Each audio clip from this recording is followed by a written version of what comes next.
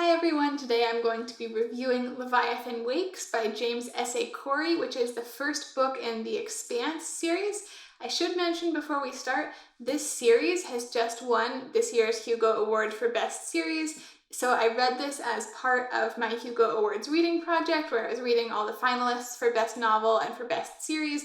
And I did not manage to film my review of this before the winners were announced, so I've already filmed and posted my wrap-up videos for Best Series and for Best Novel, as well as my reaction to the winners. So now, a little bit late, I'm going to do my review of Leviathan Wakes. So going into reading this book, I knew that it was a super popular series, that this is a very long series. I don't know if there's going to be 9 or 10 books, but I think the last one is coming out this year, and I had quite a few friends who are pretty big science fiction fans recommend either the book series or the TV series to me, so I had some pretty high expectations of this going in. When I bought this book on a friend's recommendation, I did not realize that James S.A Corey is actually 2 people.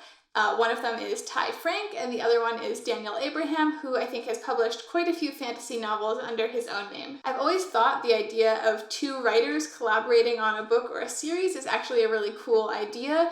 One of my favorite books, Good Omens, is a collaboration between Neil Gaiman and Terry Pratchett. So kind of like that with this book, even though I know that one author wrote each of the 2 point of view characters that are in this book, I honestly couldn't really tell a difference. It was clearly edited very smoothly, or they worked together very well or something, but I would definitely never have known that this was written by 2 people, if that's a thing you can tell. Like, there was nothing really in the tone to me that made me feel like this was not a unified work. For a little bit of a synopsis, Leviathan Wakes is set in a future where humans have colonized Mars as well as further into the solar system. There are people that are living in the asteroid belt who have become sort of culturally and even physically different from the people living on the inner planets. Those people are called belters because they live in the asteroid belt, I guess, and they tend to be taller and thinner because they grew up in different gravity.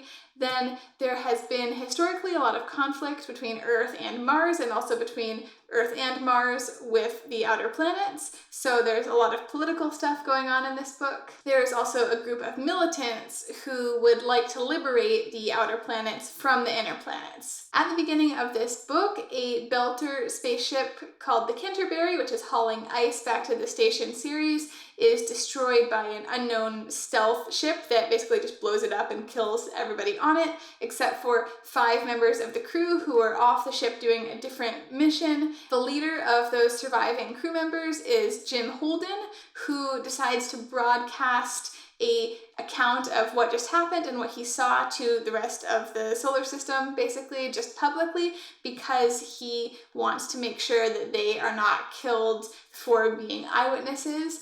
And this starts off, or just flares up, a whole bunch of political and military trouble. So Jim Holden is the first point of view character, and then the second point of view character is Joe Miller, who is a cop on series. He gets assigned to investigate a young woman named Julie Mao, who her parents are, I think, from Earth, and they want her to be found and brought back against her will, basically. So Miller starts investigating her, and this whole plot eventually lines up very much with the thread that Holden is following, but basically Miller gets way too sucked into this investigation. It turns out that it might be linked to some bigger things, and that maybe he's not really supposed to find her. So that's sort of the second thread of the story. It's a pretty fast-paced book, so I don't think I can say too much more about the plot without getting more into spoiler territory. Leviathan Wakes is very action-heavy and also pretty politics-heavy. I usually like to talk about world building first in my reviews because I think that kind of sets the stage for what the book is like, and it's also something that I find very personally interesting. I thought the world building in this book was really pretty strong. At least I thought it was strong to the extent that this felt like kind of a believable future in terms of how the different planets were set up and how the politics worked, and it all felt pretty human and realistic. I thought it was just a very well done kind of world building and scenario, even though I felt like in a way it was kind of generic, like there was nothing really hard to understand or complex or revolutionary about it, but it felt like a very good setup for all these different factions and people that were fighting with each other. So overall, I felt like the world building worked for me. I feel like the way that all the information was conveyed with this setting was also done really well. It was simple enough that it could be just included in conversations between different characters or different casual things. It wasn't really like an immersive book in the way that you don't really know what's happening in the beginning. It felt like you always understood enough to know what was going on and you got more details as it went along. But yeah, it was not a super complex scenario, but the setup was handled really well. There were no long dialogues of characters telling each other things they already knew. There wasn't really a lot to juggle here, so it felt very clean. It was just, I guess I would call it very clean world building. And even though I wouldn't say there's anything groundbreaking here, I did also kind of get this sense that it isn't something I've seen a million times before either, even though, okay, I haven't read a ton of science fiction, but I've read enough. So it felt, new enough, but familiar enough. I think the author struck a good balance with that. The area where I didn't connect to the book as much was probably the characters. For the beginning section of the book, I really didn't get a strong sense of character at all from either point of view character. I know that some people get really attached to the characters in this series. To me, this is the kind of writing where you don't really care that much about the characters. Like, it's more action and plot focused, and the characters are kind of secondary to that, which is totally fine. That's the kind of book that a lot of people prefer. For me, it's not what I've generally preferred, and it's not really what I've been in the mood for lately. I do feel like as the book went along, I did get kind of a stronger sense of the characters, especially with Miller and his investigation. You sort of get more into his inner life compared to what's going on with Holden, where he's interacting with his crew and there's a lot more people interacting with each other. So you get some character from that, but it felt kind of superficial in some ways. It felt more like what you might find in a TV series. I also felt like when we got to the point where the two point of view characters were in the same place and they were interacting with each other, that was also the point where I started to feel like I understood those two characters a little bit better, where you would see them from their own perspective and then from each other's eyes pretty much right away.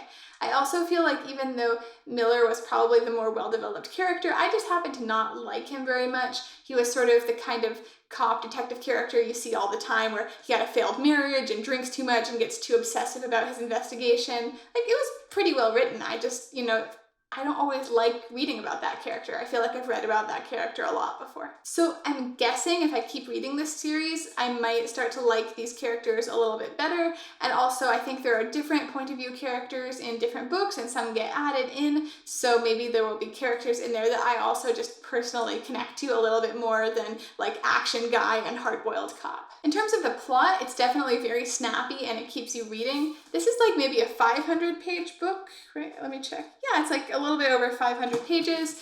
It didn't feel like there was a lot of extra stuff in here. It was pretty much action or moving along all the time, which is nice to read. Despite that, I didn't find myself getting drawn back into this book after I had put it down. I think that's probably just more a symptom of what my mood was and whether I felt like reading it or not.